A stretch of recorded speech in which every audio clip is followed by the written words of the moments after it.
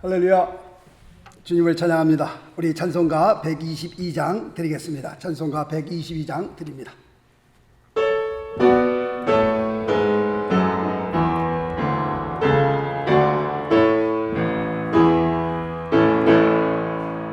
참 반가운 신도요 다 이리 와서 베들레헴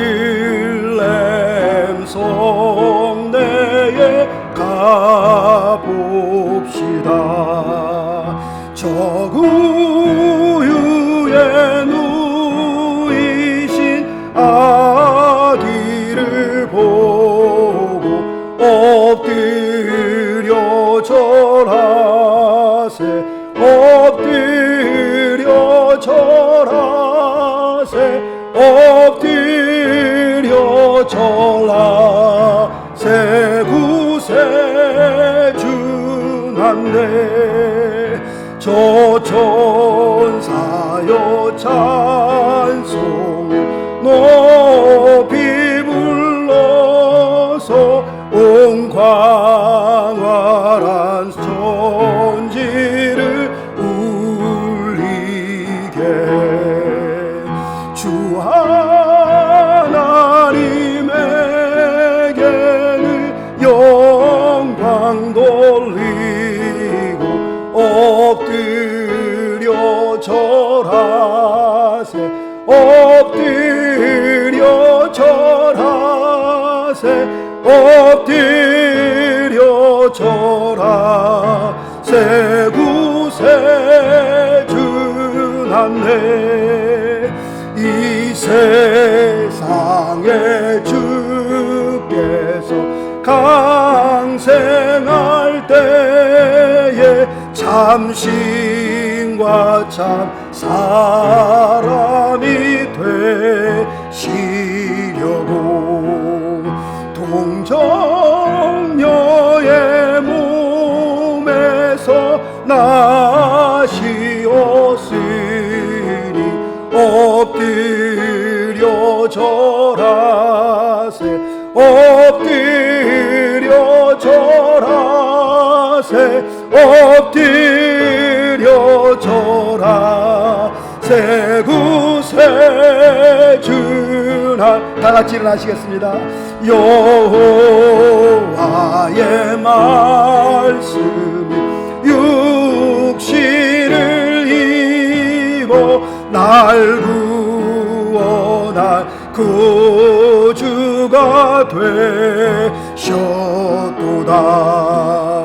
늘 감사한 마음을 돌려보내고 엎드려 절하세, 엎드려 절하세, 엎드려 절하세. 구세주 엎드려 절하세, 엎드려 절하세, 엎드려 절하세, 엎드려 절하세. 구세주난네 아멘.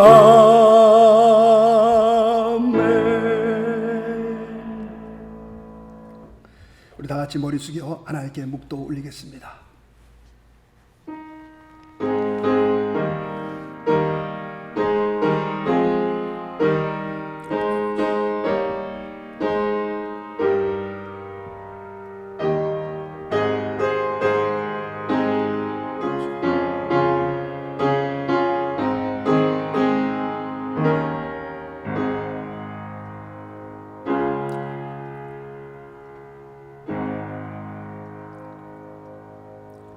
호련히 허다한 천군이 그 천사와 함께 있어 하나님을 찬송하여 가로되 지극히 높은 곳에서는 하나님께 영광이요 땅에서는 기뻐하심을 입은 사람들 중에 평화로다. 아멘. 살아계신 하나님 아버지 감사합니다. 2000년 전에 나 같은 죄인을 위하여 이 세상에 오신 우리 주 예수 그리스도를 경배합니다. 주님으로 말미암아 우리의 삶이 주님 앞에 아버지의 아름다운 삶으로 서게 하시며 하나님의 자녀의 삶으로 서게 하여 주심을 감사합니다. 아버지, 이 세상에 오셔서 온 인류의 죄를 짊어지신 그 예수 그리스도, 그분을 우리가 이 시간에 찬양합니다. 주께서 이 시간에 주님 좌정하여 주시옵시고 이곳에 함께하여 주셔서 우리의 심령에서 정말 주님을 경배하는 그런 귀한 예배가 되게 도와주옵시고 드려지는 이 예배에 하나님께서 영광을 받으시며 한없는 귀한 복된 자리로, 참으로 은혜의 자리로, 평화의 자리로 주님 인도하여 주옵소서. 찬양과 기도와 말씀을 통하여 다시 한번 우리가 셈을 받게 도와주시옵시고 믿음으로 서게 하시며 말씀으로 돌아오게 하시며 아버지 하나님, 참으로 우리 구원의 기쁨의 감격이 넘치는 그런 귀한 시간 되어줄 수 있도록 하나님이 역사하여 주옵소서. 모든 감사, 모든 영광, 존귀를 주 앞에 올릴 때에 살아계신 우리 주 예수 그리스도 이름으로 기도드리옵나이다. 아멘. 사도신경으로 우리의 신앙 고백합니다. 전능하사 천지를 만드신 하나님 아버지를 내가 믿사오며 그 외아들 우리 주 예수 그리스도를 믿사오니 이는 성령으로 잉태하사 동정녀 마리아에게 나시고 본디오 빌라도에게 고난을 받으사 십자가에 못 박혀 죽으시고 장사한 지 사흘 만에 죽은 자 가운데서 다시 살아나시며 하늘에 오르사 전능하신 하나님 우편에 앉아 계시다가 저리로서 산자와 죽은 자를 심판하라 오시리라. 성령을 믿사오며 거룩한 공회와 성도가 서로 교통하는 것과 죄를 사하여 주시는 것과 몸이 다시 사는 것과 영원히 사는 것을 믿사옵나이다. 아멘. 예, 작성해 주시고요. 찬송가 125장 드리겠습니다.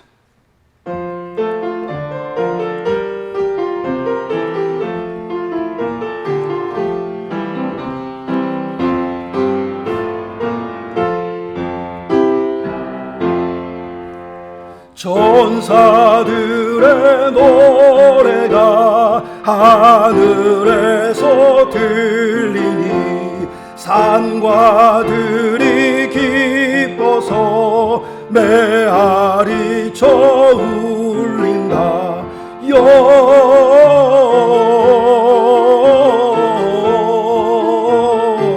영광을 높이 계신 주께 영광을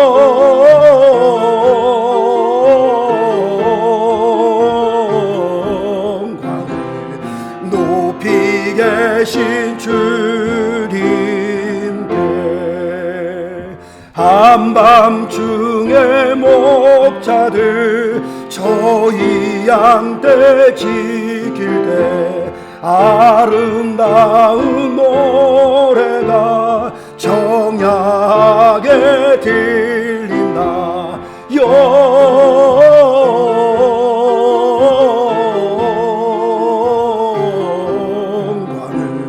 높이 계신 주께 영광을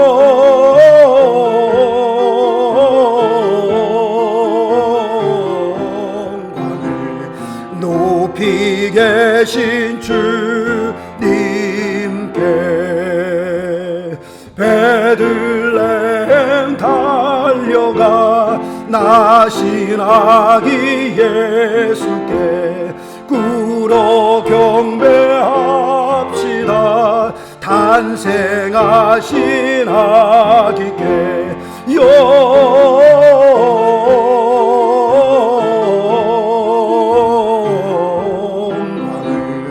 높이 계신 주께 영광을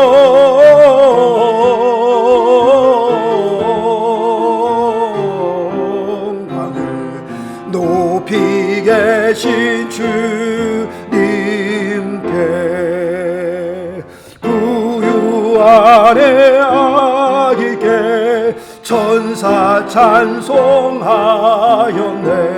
우리들도 주님께 기쁜 찬송 부르자. 영광을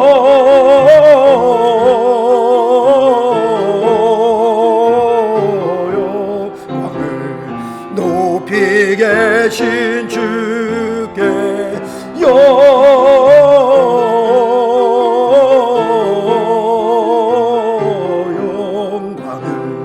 높이 계신 주님께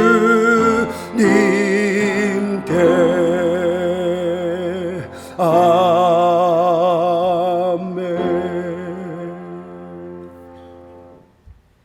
네, 기도하겠습니다.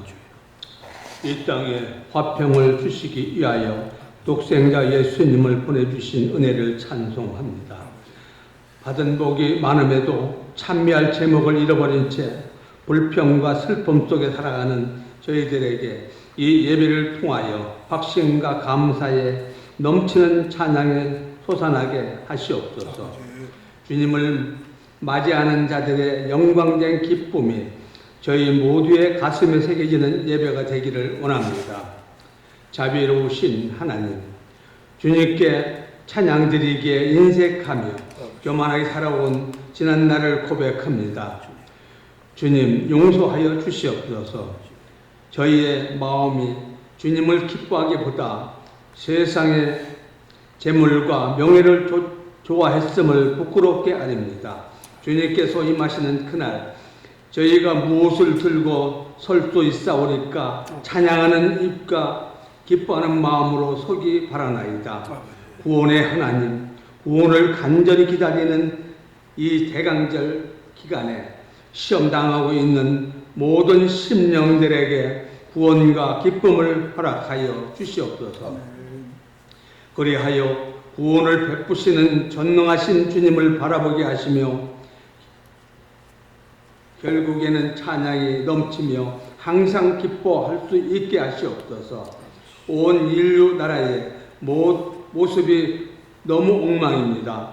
절망의 소식들만 들려오고 있습니다. 희망을 단념한 사람들도 너무나 많습니다.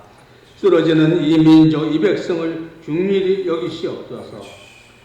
수많은 시련과 역경 속에서도 하나님의 실실하심을 끝까지 의심치 않고 하나님만을 의탁하는 그들에게 구원을 베풀어 주시고 어서속히 코로나 바이러스를 소멸하여 주시옵소서. 이제 그만 노염을 푸시고 말씀으로 가르침을 받기를 원합니다. 어서속히 참 기쁨을 허락하여 주시옵소서. 주님이 육신의 옷을 입고 이 땅에 오신 성탄절이 며칠 앞으로 다가왔습니다. 주님이 저희들에게 찾아오셨듯이 구원을 진정으로 갈급해하는 영혼들에게 찾아갈 수 있는 교회가 되게 하시옵소서. 교회 내에 갇혀서만 주님의 오심을 찬양하고 기뻐하는 저희들이 되지 말게 하시고 거리에 나가서 주님의 오심을 외치며 찬양할 수 있는 저희들 되게 하여 주시옵소서.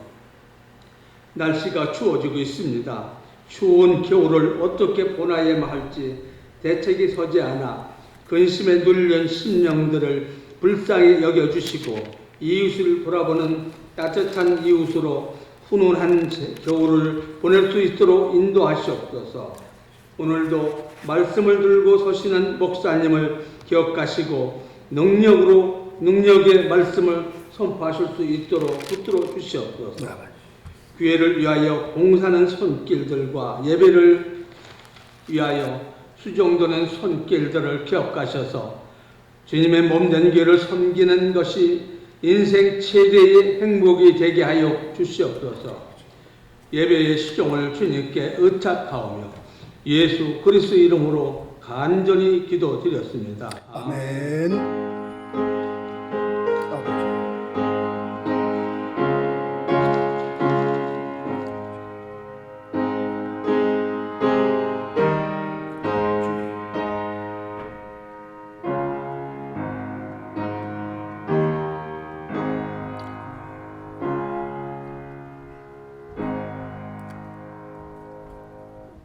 오늘 하나님의 말씀은 갈라디아서 4장 3절로 7절까지의 말씀이 되겠습니다. 갈라디아서 4장 3절로 7절까지의 말씀, 신약 305페이지. 갈라디아서 4장 3절로 7절 찾으신 줄 알고 하나님의 말씀 봉독해 올립니다. 이와 같이 우리도 어렸을 때에 이 세상 초등학문 아래에 있어서 종노릇 하였더니 때가 참에 하나님이 그 아들을 보내사 여자에게서 나게 하시고 율법 아래 나게 하신 것은 율법 아래에 있는 자들을 속량하시고 우리로 아들의 명분을 얻게 하려 하심이라. 너희가 아들인 거로 하나님이 그 아들의 영을 우리 마음 가운데 보내사 아바 아버지라 부르게 하셨느니라. 아멘. 자, 우리 또 찬양 드리고 말씀 듣도록 하겠습니다. 찬송가 120장 우리 1절과 4절만 드리겠습니다.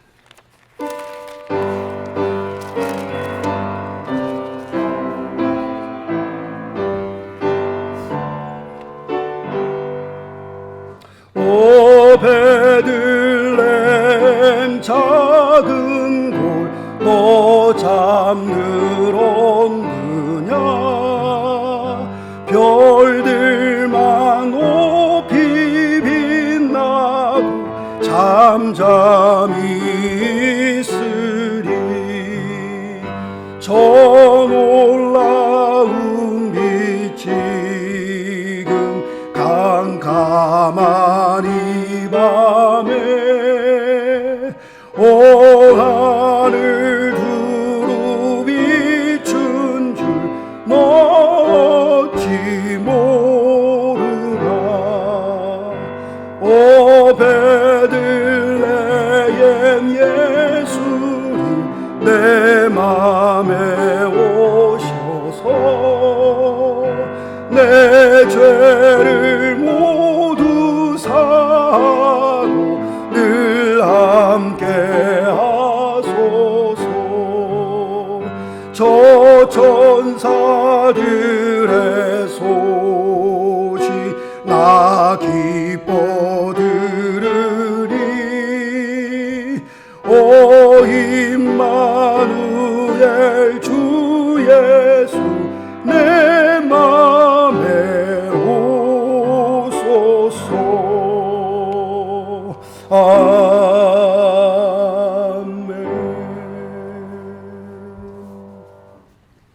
할렐루야. 오늘 말씀의 제목을 성탄의 참 의미라는 제목으로 같이 하나님의 말씀을 나누려고 합니다.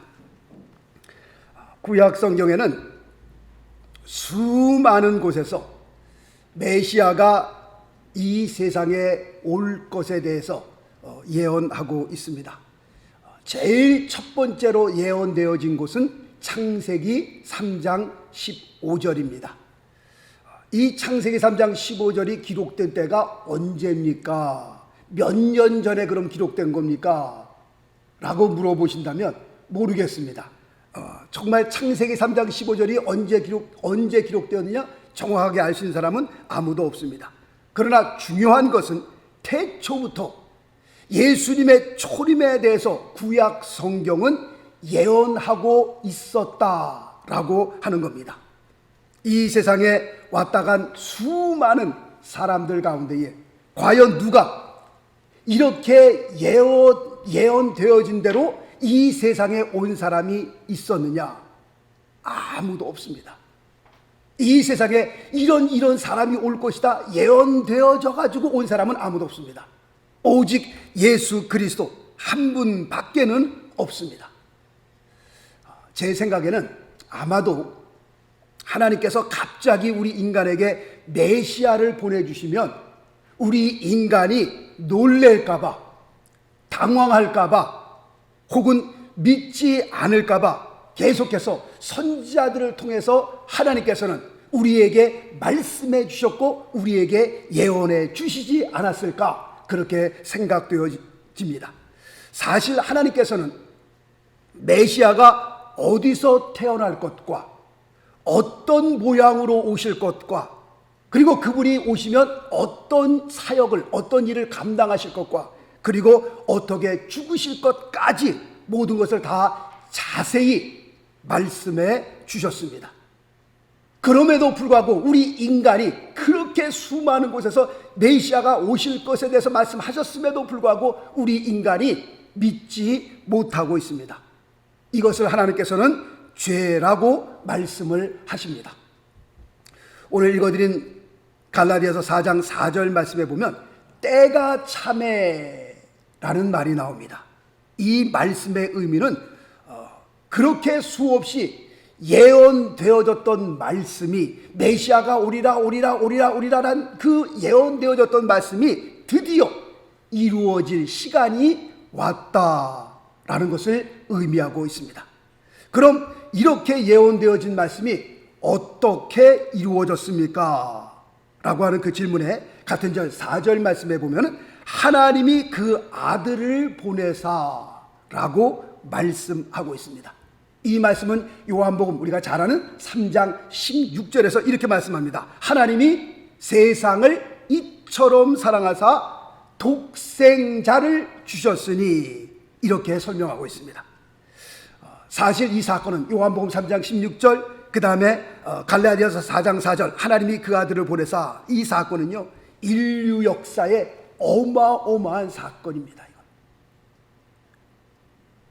인간이 최초로 달나라에 발을 딛는 그 순간보다 더 엄청난 사건이 지금 갈라디아서 4장 4절에 기록되어진 말씀입니다. 하나님이 그 아들을 보내사, 어마어마한 사건입니다. 왜 그렇습니까? 이것은 하나님께서 인간의 모양을 하시고 인간 세계로 들어오신 날이기 때문에 그렇습니다.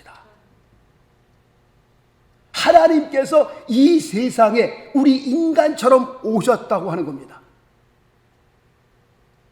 잘 무슨 말씀인지 모르시겠죠?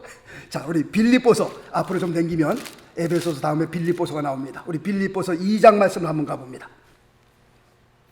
빌립보서 2장 6절 말씀부터 보면, 그는 근본 하나님의 본체시나, 예수 그리스도가 누구예요? 하나님이라는 겁니다. 하나님의 본체시나 하나님과 동등됨을 취할 것으로 여기지 아니하시고 오히려 자기를 비워 종의 형체를 가져 사람들과 같이 되었고, 하나님께서 사람들과 같이 되었다는 거예요. 그리고 8절에 보니까 사람의 모양으로 나타나셨음에 라고 되어 있습니다. 어마어마한 사건이라고 말씀을 드리는 것은 하나님께서 우리의 모양을 하시고 우리의 역사 가운데, 우리의 문화 가운데 하나님께서 오셨다니까요. 대단한 사건입니다. 어마어마한 사건입니다. 그러므로 크리스마스 하면 전 세계가 어떻게 해요? 떠들썩만 하죠. 떠들썩만 해요. 왜요? 하나님께서 오신 날이기 때문에. 모든 사람이 성탄절이라고 하면 그 사실에, 성탄절이라고 하는 사실에 흥분할 만하죠. 왜 흥분할 만합니까? 하나님께서 내려오신 날이기 때문에 그렇습니다. 이것은요, 예수를 믿는 사람이든지 안 믿는 사람이든지 다 똑같습니다. 성탄절 하면 흥분되고 사람들이 다 정말 떠들썩한 것은 하나님께서 우리 인간의 모양을 하시고 우리 인간의 문화 가운데에 들어오셨기 때문에 그렇습니다.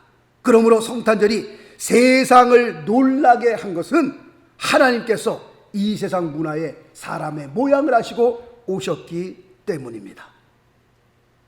하나님께서 이 세상에 오신 날입니다. 자, 그 다음에 다시 또 갈라디아서 4장으로 넘어가서 같은 절 4절에 보니까 이렇게 기록되어 있습니다. 여자에게서 나게 하시고, 지금 이 말씀은 예수께서 이 세상에 오셨는데 어떻게 오셨어요? 완전한 사람으로 오셨다라는 것을 의미하고 있는 말씀입니다.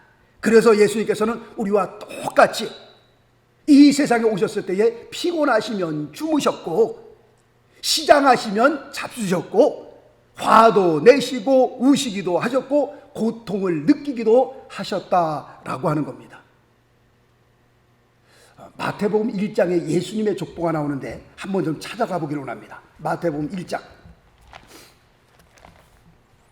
마태복음 1장 1절 말씀에 보면요, 아브라함과 다윗의 자손 예수 그리스도의 세계라, 그렇게 말씀하고 난 다음에 2절 말씀부터 보면은 아브라함이 이삭을 낳고, 이삭은 야곱을 낳고, 야곱은 유다와 그의 형제를 낳고, 쭉 예수님의 족보가 내려가는 것을 보게 됩니다. 지금 마태복음 1장 2절을 영어로 보니까 NIV라는 그 개역 영어 성경을 보니까 이렇게 기록되었습니다. Abraham was the father of Isaac. 그 다음에는 또 Isaac was the father of Jacob, 이렇게 되어 있습니다. 자, 우리 16절 말씀으로 볼까요? 16절. 야곱은 마리아의 남편 요셉을 낳았으니, 지금 마리아의 남편 요셉을 소개하고 있습니다. 마리아에게서 그리스도라 칭하는 예수가 나시니라 라고 되어 있습니다. 지금 16절 말씀을 가만 보면 요셉에게서 그리스도라 칭하는 예수가 나시니라 그렇게 되어 있습니까? 아닙니다. Joseph was the father of Jesus 그렇게 되어 있어요? 그렇게 안 되어 있어요. 뭐라고 되어 있어요? 마리아에게서 그리스도라 칭하는 예수가 나시니라. 영어로 보니까 Mary was the mother of Jesus who is called the Messiah. 지금 그렇게 되어 있습니다. 지금 이 말씀의 의미, 지금 16절에서 말씀하고 있는 이 말씀의 의미가 뭡니까? 예수님께서는 여자에게서 나시긴 나셨는데 남자와는 상관없이 나신 분이다 라고 하는 겁니다.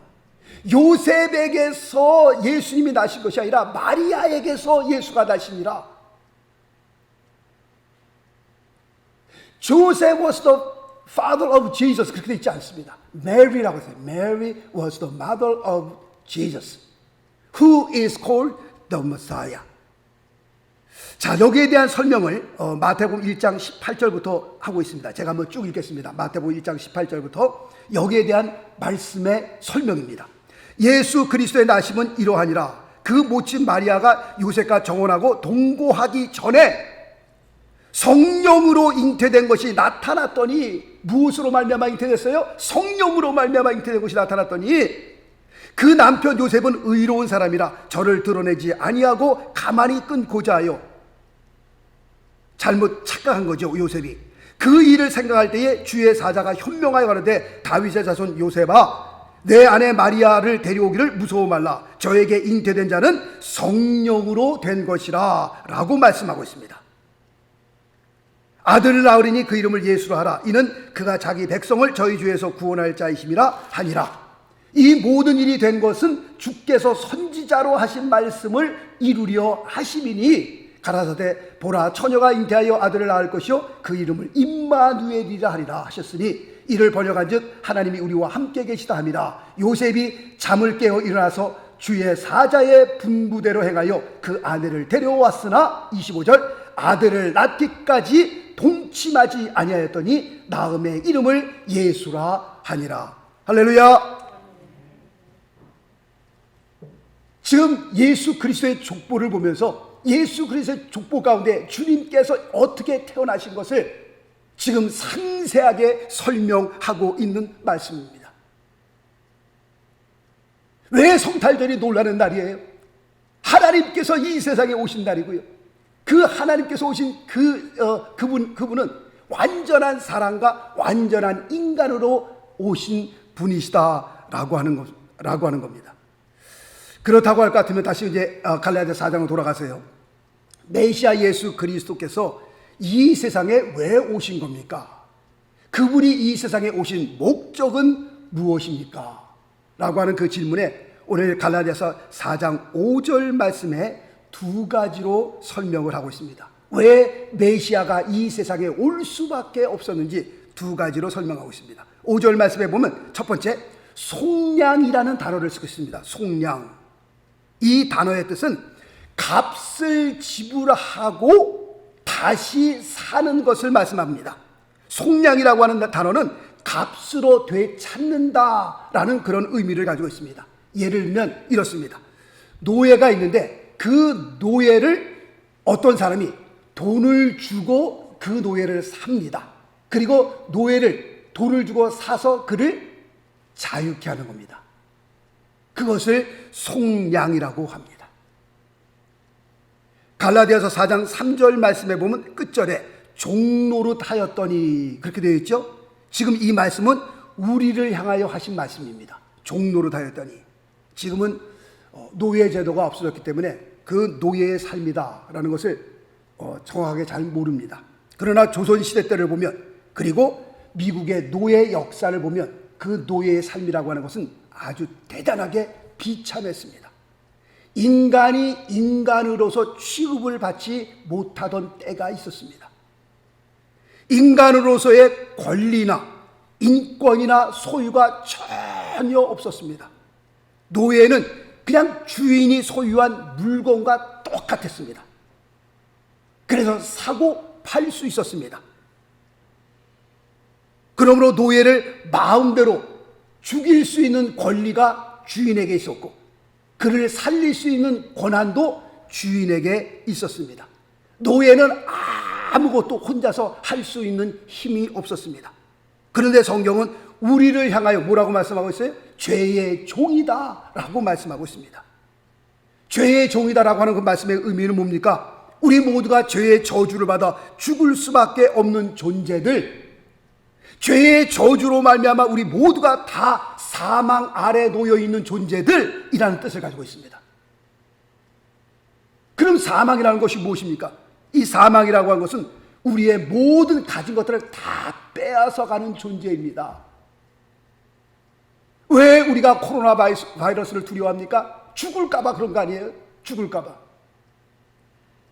이 세상 모든 인간들은 사망 밑에서, 그 사망이라고 하는 그 권세 밑에서 죄의 종이 되어서 벌벌벌 떨며 사는 것이 우리 인간의 모습인 것을 성경에서 말씀하고 있습니다. 그런 우리를 속량하기 위해서, 다시 말씀드리면 자유케 하기 위해서 메시아 예수 그리스도가 이 세상에 올 수밖에 없었다라고 하는 겁니다.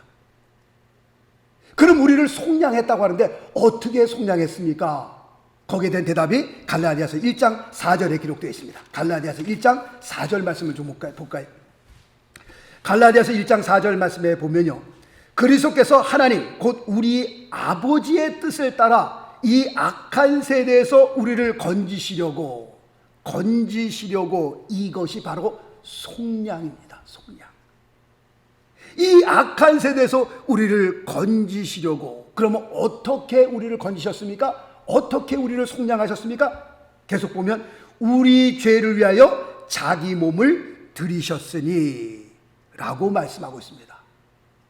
우리를 자유케 하기 위해서 정말 죄의 종이었었는데 죄의 저주로 말미암아 우리가 죽을 수밖에 없는 사망 밑에 있는, 사망 밑에서 벌벌 떨고 있는 우리의 삶이었었는데 주님께서 우리를 거기서 건지시려고 자기의 몸을 들이셨다라고 말씀하고 있습니다.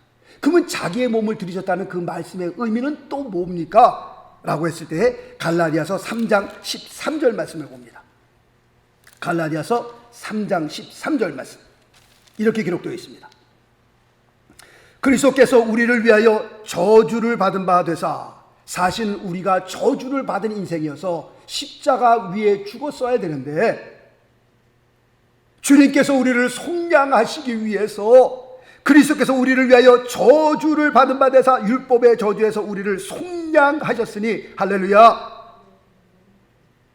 기록된 바 나무에 달린 자마다 저주 아래 있는 자라 하였습니다 라고 여기서 지금 말씀하고 있습니다. 어떻게 우리를 속량하셨느냐? 십자가를 통해서 우리를 속량하셨다라고 말씀하십니다. 십자가에서 흘린 그 피를 통해서 우리를 사시고 그 다음에 우리를 자유케 하셨습니다. 너희가 진리를 알지니 진리가 너희를 어떻게 해요? 자유케 한다라고 말씀하고 있습니다.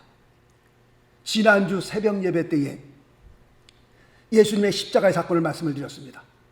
주님께서 이 세상에서 운명하시기 직전에 마지막 하신 말은 십자가 위에서 다 이루었다라는 말씀을 드렸습니다. 이 다 이루었다라고 하는 이 말씀은 헬라어로 보면 한 단어로 되어 있습니다.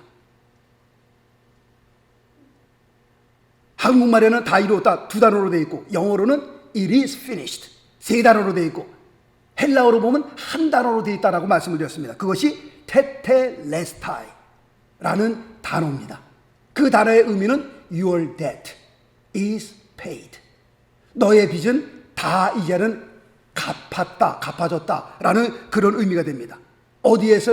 예수님께서 십자가 위에서 물과 피를 다 쏟으시고 다 이루었다라고 하는 그 말씀 안에, 그 사건 안에 우리의 모든 저주와 우리의 모든 것들을 다 짊어지시고 죄와 저주를 짊어지시고 주님께서 십자가에 못 박아 돌아가신 겁니다. 그리고 그 피로 말미암아 우리를 속량해 주셨다라고 하는 사실입니다. 얼마나 대단한 사건인지 알 수 없습니다. 정말 십자가의 사건을 바라보면서 주님께서 우리를 속량하신 그 사건, 제가 한번 읽습니다. 누가복음 4장에 이렇게 기록되어 있습니다. 누가복음 4장 18절 19절 말씀 보니까 주의 성령이 내게 임하셨으니 이는 가난한 자에게 복음을 전하게 하려 하시려고 내게 기름을 부으시고 나를 보내사, 예수 그리스도를 말씀하는 거죠. 자기 자신을 포로된 자에게 자유를, 눈먼 자에게 다시 보게 함을 전파하며 눌린 자를 자유케 하고 주의 은혜의 해를 전파하게 하려 하심이라. 할렐루야. 예수 그리스도께서 오셔서 정말 하나님께서 예수님의 기름을 부어주신 이유는 포로된 자에게 자유를, 눈먼 자에게 다시 보게 함을, 그 다음에 눌린 자를 자유케 함을. 이 말씀이 바로 속량했다는 말씀입니다. 예수 그리스도의 그 피로, 십자가의 사건을 통해서 우리를 속량해 주셨습니다. 자유케 하셨다라는 그 말씀의 의미가 됩니다. 왜 예수님께서 이 세상에 오실 수밖에 없었느냐? 우리를 속량해 주시기 위해서. 그 다음에 다시 갈라디아서 4장으로 돌아옵니다. 5절 말씀해 보니까 두 번째 이유는 우리로 아들의 명분을 얻게 하려 하심이라, 그렇게 말씀하고 있습니다. 요한복음 1장 12절에 보니까 영접하는 자, 곧 그 이름을 믿는 자들에게는 하나님의 자녀가 되는 권세를 주셨으니 라고 말씀하고 있습니다. 왜 예수님께서 이 세상에 오셔야만 되느냐? 우리를 하나님의 아들 만드시기 위해서. 이 일을 위해서 6절 말씀 보니까요, 갈라디아서 4장 6절 말씀에 보면 너희가 아들인 고로 하나님이 그 아들의 영을 우리 마음 가운데 보내사 아바 아버지라 부르게 하셨느니라. 지금 6절 말씀에 보니까 하나님이 그 아들의 영을 우리 마음 가운데 보내사, 지금 누굴 말씀하고 있는 거예요? 성령 하나님을 말씀하는 겁니다. 성령 하나님에 대해서 말씀하는 겁니다. 지금 6절 말씀을 보면서 성령님께서는 우리에게 오셔서 예수 그리스도를 통해서 하나님을 아바 아버지라 부르게 하시는 놀라운 은혜를 우리에게 주셨습니다. 예수 그리스도께서 이 세상에 오셔서 우리를 하나님의 자녀 만드셨는데, 그것은 성령이 양자의 영으로, 우리를 양자의 영으로 오셔서 아바, 하나님을 향하여서 아바 아버지라고 부르게 하셨다라고 하는 사실입니다. 배너라는 영화를 보게 되면요, 배너가 노예로 팔려가게 됩니다. 노예로 팔려가서 이제 배 밑에 가서 막 노를 짓잖아요. 막 전쟁이 일어난 가운데 이 전쟁이 진 줄 알고 그 사령관이 자기가 자결하려고 합니다. 그런데 배너가 끝까지 말려갖고 그를, 사령관을 살립니다. 그런데 나중에 알고 보니까 자기 팀이, 자기의 나라가 전쟁에서 진 줄 알았더니 그 전쟁에서 대승을 거둔 거예요. 그래서 그는 아주 그냥 막 뭐라 그럴까요? 아주 그냥 뭐라 그래야 되나요? 그래서 그 사람이 자기가 그 전쟁에 승리한 것을 알고 그 배너를 당신 때문에 내가 살았고 그 다음에 당신 때문에 우리가 승리한 것을 내가 알게 되었다라고 해서 그를 자기의 양자로 삼습니다. 자기의 반지를 빼어서 그의 손가락에 끼워줍니다. 그 양자라고 하는 그 의미는 엄청난 의미였습니다. 그래서 베노가 나중에 원수까지 갚을 수 있었잖아요. 그 사람에게 양자가 됐다라고 하는 것은 그 사람의 모든 것을 다 그대로 받는 겁니다. 그의 아들이 되었다라고 하는 의미는 그 당시에 엄청난 의미가 있습니다. 그럴 것 같으면 우리는 어떻습니까?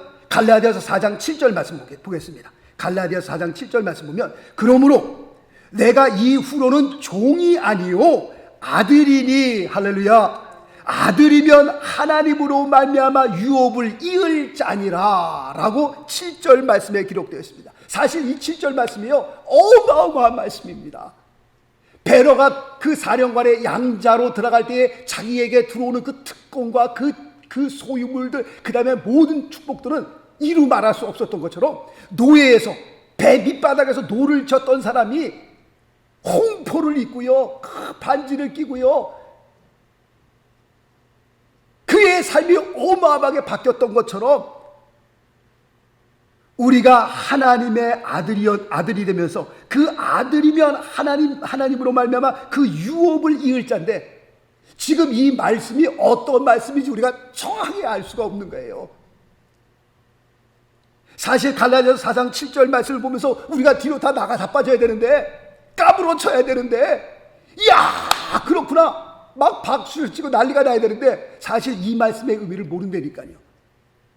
배로처럼 눈앞에 다 보이질 않으니까, 뭐 홍포를 입혀주고 반지를 끼워주고 뭐 대단한 것이 눈앞에 펼쳐지지 않으니까 이게 사실 어떤 말씀인지 몰라요. 그런데 베로가 그 사령관의 아들이 양자로 들어간 것보다 지금 이 7절 말씀을 보게 되면요, 이 7절 말씀 안에 어마어마한 뜻이, 우리가 제대로 알질 못하니 가슴만 칠 뿐입니다. 정말 이 안에 엄청난 정말 어마어마한 하나님의 그 뜻이, 하나님께서 우리에게 유업으로 주시려고 하는 놀라운 것이 있는데, 하나님 우리에게 어떻게 이렇게 깨달음이 없습니까? 주여 우리의 눈을 열어, 우리의 영의 눈을 열어 주의 법에 기이한 것을 보게 하여 주옵소서. 다윗의 기도의 제목이 우리의 기도의 제목이 되어서 정말 이 7절 말씀이 엄청난 말씀인데, 옛날에 인천에서 지게꾼으로 삶을 살던 어떤 분이 계셨는데, 이분이 가끔 가다가 주택복권을 한 장씩 삽니다. 옛날에는 100원이었잖아요. 주택복권을 하나씩 샀는데, 사실 주택복권을 사고 난 다음에 그게 당첨되려고는 이거 뭐 꿈도 못 꾸죠. 그냥 안주머니에 집어넣고 늘 이렇게 다닙니다. 그것은 그냥 그래도 이것이 뭐 조금이라도 기대하는 감이 있기 때문에 마음이 든든한 거예요. 뭐 당첨되라고 전혀 생각 안 하고 그냥 100원짜리 주택복권 하나 가슴에다 품고 이렇게 일을 하게 되면 가까이 꺼내서 보면 또 기분 좋고 집어넣는다. 그러다가 이제 같이 모여서 지휘꾼들이 모여서 이제 쉬는 시간인데, 주택복권 당신 그때 산 거 있잖아, 한번 맞춰봐야지. 에이 이게 뭐 맞춰지겠나 이게. 아이 그래도 샀는데 한번 봐야지. 그래 한번 볼까? 그래갖고서 꺼내서 맞춰보는데 조가 맞고 첫 번째, 두 번째, 세 번째 보니까 내가 가지고 있는 것이 1등이었더라고. 보니까요 1등. 그 신문과 자기가 가지고 있는 주택복권 그 번호를 맞춰보고 그것이 1등이라고 하는 그 순간, 내가 가지고 있었던 그 주택복권이 1등이었구나 라고 하는 그 순간 그 지게꾼이 기절했다니까요. 그래서 병원에 가고선 병원 그 입원값이 그 받은 돈의 반이 들어갔다고 그러더라고요. 내가 지금 이 안에 가지고 있는 이 주택복권이 1등짜리 주택복권인데 모르는 거예요 그냥. 그런데 그걸 아는 순간 기절했다니까요. 병원값이 받은 돈의 반 들어갔다니까요. 정말 우리가 4장 7절 말씀을 보면서 이 말씀에 대한 의미가, 나에게 주신 아들이면 하나님으로 말미암아 유업을 이을 자니라, 내가 받을 그 유업이라는 것이 무엇이 아는 그 순간 우리는 나 정말 기절해야 된다니까요. 기절. 하나님께서 베로가 문제가 아니에요. 베로가 도널드 트럼프의 아들이 되는 것이 문제가 아니에요. 지금 하나님의 아들이 되어서 그 하나님께서 예비하신 그 어마어마한 유업을 우리가 이을 자니라 라고 말씀하고 있는데, 그 말씀 안에는 정말 우리가 상상할 수 없는, 할렐루야, 우리가 이 말씀을 좀 알아야 되는데 이 말씀을 우리가 모르니 하나님께서 답답한 겁니다. 진짜. 그러므로 내가 이후로는 종이 아니요 아들이니 아들이면 하나님으로 말미암아 유업을 이을 자니라. 오늘은 성탄주일입니다. 예수님께서 2000년 전에 베들레헴에 탄생하신 날이에요. 정말 주님께서 왜 오셨는지, 그분이 무슨 목적을 가지고 오셨는지 우리가 성탄주일날 우리가 잘 깨달아서, 이 성탄의 참 의미를 우리가 깨달아서 우리의 남은 생에 정말 뜻있는 삶을 살 수 있게 되시기를 예수 그리스도의 이름으로 축원합니다. 기도하겠습니다. 살아계신 하나님 아버지, 주님의 은혜를 생각할 때마다 너무 감사하고 너무 고맙습니다. 2000년 전에 오신 예수 그리스도의 은혜로 말미암아 참으로 아버지 내가 하나님의 자녀 되어 아버지 하나님 이 짧은 세상을 지나갈 때에 하나님의 자녀로 살아갈 수 있는 권한과 특권을 주신 것을 감사합니다. 영접하는 자 곧 그 이름을 믿는 자들에게는 하나님의 자녀가 되는 권세를 주셨다고 하였사오니 이제 우리의 삶이 하나님의 자녀로 이 세상을 삽니다. 주께서 우리에게 말씀하셨던 것처럼 아들이면 하나님으로 말미암아 유업을 이을 자니라라고 말씀하셨는데, 우리가 상상할 수 없는 하나님의 귀한 하늘의 신령한 복과 땅의 기름진 복을 받게 해주심을 감사하며, 우리의 남은 생에 성탄의 참 의미를 깨닫고 우리의 삶이 아버지 하나님의 주님 앞에 드리는 아버지 하나님의 성공적인 삶으로, 의미 있는 삶으로, 뜻있는 삶으로 우리가 살 수 있도록 하나님 은총 베풀어 주옵소서. 우리 머리 숙인 귀한 성도님들 한 분 한 분 위에 성탄의 귀한 은혜가 임하게 도와주옵시고, 자자손손이 주님을 섬기며 하나님을 섬기는 아버지 하나님의 귀한 자손들이 나올 수 있게 도와주시옵시고, 우리 모두가 의미 있는 삶으로 하나님 앞에 영광 돌릴 수 있도록 하나님 역사하여 주옵소서. 나 같은 죄인을 구원해 주신 하나님의 은혜에 감사하며 우리 주 예수 그리스도의 이름으로 기도드리옵나이다. 아멘. 할렐루야. 아멘. 교회 앞에 광고 말씀 있습니다. 코로나 바이러스로 인해서 모두가 어렵고 힘든 이때에 정말 성탄의 그 기쁨과 성탄의 평화가 우리의 마음에 넘치기를 바라겠고요. 정말 그 예수 그리스도의 오심을 통해서 우리 마음에 소망이 넘치며 여러분들 가정에 정말 우리 교회에 놀라운 일들이, 좋은 일들이 일어나기를 간절히 기원합니다. 계속 광고 드리는 것처럼 송구영신 예배는 동영상으로 드리게 되고요.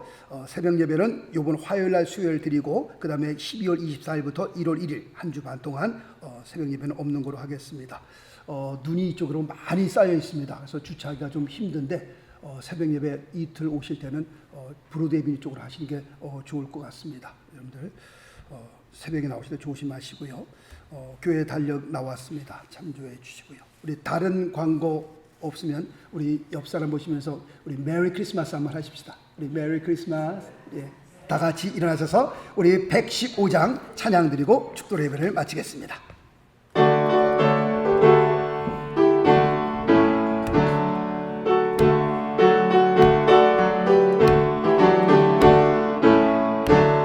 기쁘다 구주 오셨네.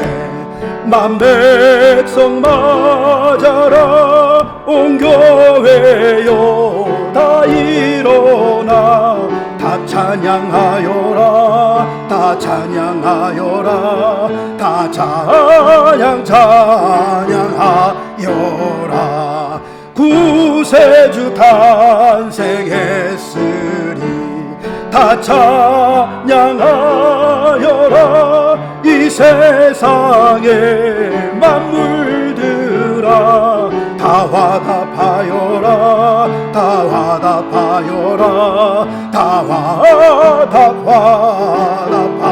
화답하여라. 온 세상 죄를 사하려 주 예수 오셨네. 죄와 슬픔 몰아내고 다 구원하시네. 다 구원하시네. 다 구원하시네. 은혜와 진리 되신 주 다 주관하시니. 만국 백성 구주 앞에 다 경배하여라. 다 경배하여라. 다 경배하여. 4절 다시 한번 합니다. 은혜와 진리 되신 주 다 주관하시니. 만국 백성 구주 앞에 다 경배하여라. 다 경배하여라. 다 경배하여라.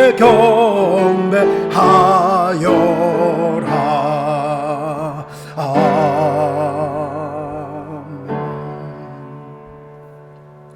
살아계신 하나님 아버지 감사합니다. 주님을 찬양합니다. 주님을 예배합니다. 나 같은 죄인을 구원해 주시는 하나님의 은혜에 감사합니다. 한평생 이 감격 놓치지 않게 하시고 구원의 기쁨이 우리의 삶에 충만하게 하시고 그 구원의 역사로 말미암아 우리의 삶이 서게 하시고 우리의 가정이 서게 하시고 우리 교회가 서게 되는 역사가 일어나게 도와주옵소서. 지난 한 주간도 아버지 저들을 지켜주시고 이 귀한 성탄 주일날 주님 앞에 나와 예배하면서 귀한 물질 주님 앞에 올립니다. 하나님께서 이 귀한 물질 하나님께서 기뻐 받아 주십시고 양수를 높이 드시고 우리를 축복하시며 우리의 삶이 하나님 앞에 헌신되어지는 아름다운 삶으로 거룩한 삶으로 세워질 수 있도록 하나님이 역사하시고 이 어두운 가운데에서도 우리가 빛을 발하는 그런 귀한 삶으로 세워질 수 있게 도와주십시고 이 귀한 헌물이 사용되는 곳마다 하나님의 영광이 드러나게 하시고 하나님의 교회가 은혜 가운데 서게 도와주옵소서. 이제는 우리 주 예수 그리스도의 무한하신 은혜와 하나님의 극진하신 사랑과 성령님의 감화감동 역사하심이 복되고 거룩한 주일날 특별히 성탄주의를 맞아 주님 앞에 나와 우리가 신령한 지정으로 예배드리는 가운데에 성탄의 참 의미를 깨닫고 참으로 우리의 남은 생에 하나님 앞에 영광스러운 삶으로 드리기를 간절히 소원하시고 돌아가시는 우리 귀한 성도님들 한 분 한 분 머리 위에와 가정과 자녀들과 하시는 모든 생업들 위에 그리고 늦어진 명성교회 위에 이제로부터 영원토록 함께 계실지어다. 아멘.